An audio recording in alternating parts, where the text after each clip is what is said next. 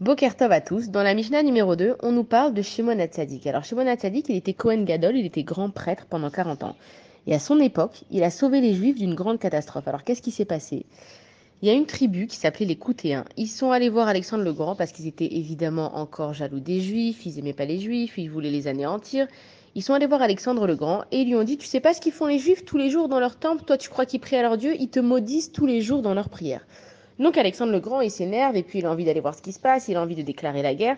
Shimon HaTzadik, quand il entend ce qui se passe, il voit que les Juifs ils sont désespérés, ils sont dans une situation où ils savent pas comment s'en sortir, il y a la guerre à leur porte. Il revêt, il met ses habits de Kohen Gadol et il va voir Alexandre le Grand. Et donc il arrive à sa rencontre et lui dit bonjour Alexandre le Grand.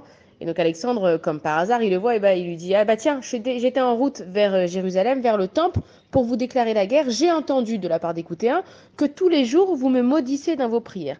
Et donc Alexandre le Grand, il lui explique que pas du tout, on te bénit tous les jours. Et puis il lui montre des passages dans la tfila où on bénit aussi les autres nations.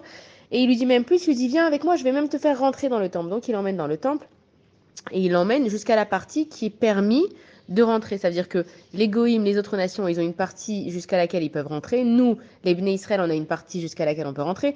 Les Lévim, les Kohanim, ils ont une partie jusqu'à laquelle ils peuvent rentrer. Jusqu'au Kohen Gadol qui peut aller dans le Saint des Saints seulement le jour de Yom Kippour. Et donc Alexandre le Grand, ça l'a calmé et tout.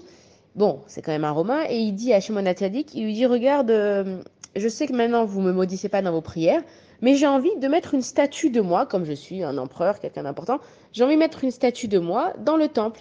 Et donc Shimon HaTzadik, il lui explique que nous, on ne fait pas l'idolâtrie et que même si on apprécie beaucoup Alexandre, on ne peut pas mettre une statue de lui.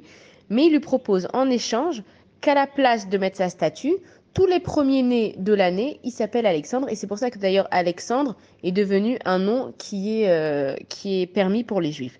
Pendant les 40 ans de service de Shimon HaTzadik, il faut savoir que le bouc pour le sacrifice à Kippour qui sortait, c'était toujours celui qui sortait dans sa main droite qui allait au sacrifice, et ça c'était un bon signe. Pendant Yom Kippour aussi, il y avait une langue comme ça de laine dorée qui pendait au-dessus du Beth Amikdash. Quand Shimon HaTzadik qui sortait du Kodesh à Kodashim, du Saint des Saints, la langue elle sortait blanche et c'était un bon signe. Et la troisième chose qu'il avait aussi, c'est que la lumière du candélabre de la menorah, elle brûlait en continu, c'était un très bon signe.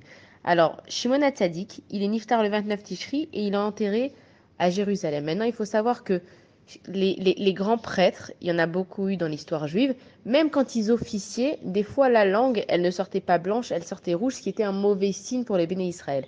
Mais du temps de Shimon HaTzadik, il était tellement pur qu'il n'y a jamais eu de doute que tous nos péchés ont été pardonnés à Yom Kippour. Bonne journée à tous.